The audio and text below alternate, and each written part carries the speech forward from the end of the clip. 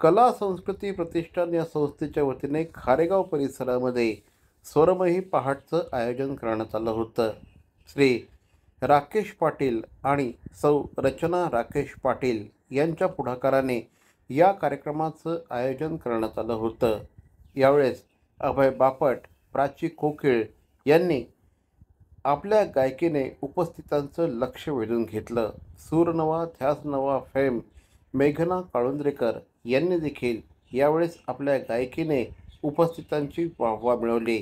खारेगाव परिसरातील नागरिक यावेळेस मोठ्या संख्येने उपस्थित होते।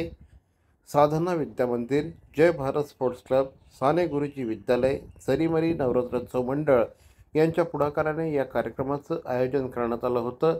कार्यक्रमाला श्री दशरथदादा पाटील तसंच माजी नगरसेवक श्री उमेश पाटील यांच्यासह अनेक मान्यवर उपस्थित होते।